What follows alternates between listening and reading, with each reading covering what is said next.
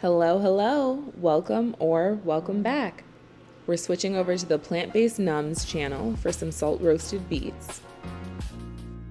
First and foremost, we gotta wash these joints, okay? Beets are root vegetables, and so that means they're dirty as fuck.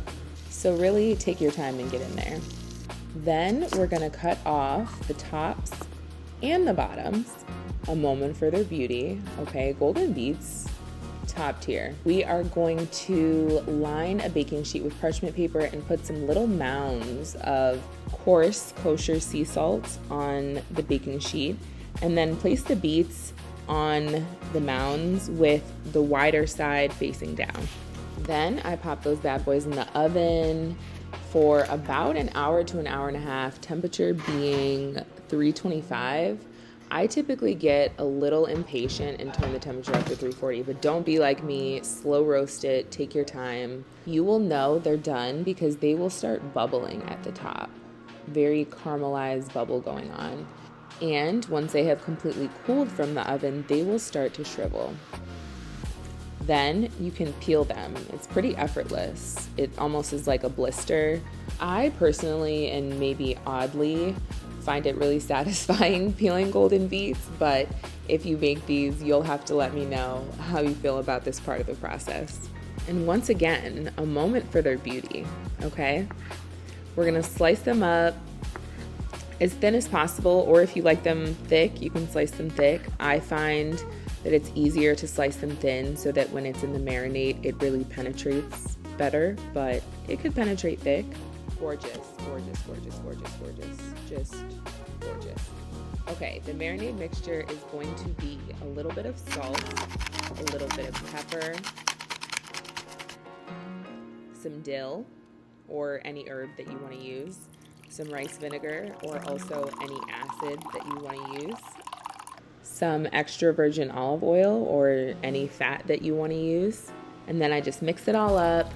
Pour it on top of the beautiful golden beets sliced to perfection and optimal enjoyment. Then I cover it up with a lid, put it in the fridge overnight. Voila! For no particular rhyme or reason, I do like to take the golden beets from the container that they were marinating in and put them in a fresh container the next day. Nothing would probably happen if I kept them in this container. I just like to do it. They really are gorgeous though. I eat these mostly with breakfast on a bagel, but I also have them in sandwiches and salads. Right now, just got back from the gym. I'm starving, so I'm gonna make a bagel with them. Really, it's halfway done. I toasted these Dave's Killer Bread bagels.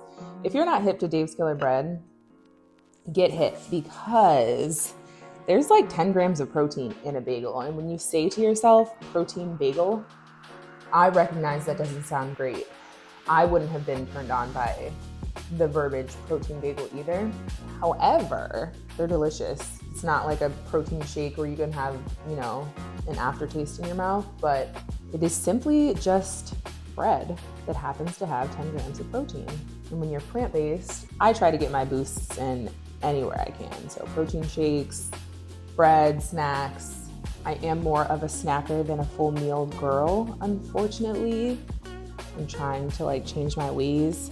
Golden beets on the bagel, I put some Treeline cheese. It's like a fermented cashew spread, very delicious. Obviously no dairy, but fermented cashews. I'm gonna put some microgreens, avocado. We're really gonna get it popped. I'm really into putting lemon zest on everything. Unfortunately, it's my only lemon, so we're gonna do some lime zest today. I feel like zest just really makes something special, And let's just do a little squeeze of the lime because fuck it, right? Lime is not very juicy at all. And then we have our fruit. A plate, okay? Got our beets under there. Miraculous pizza. And that is that. I'm about to go inhale this. See you next time.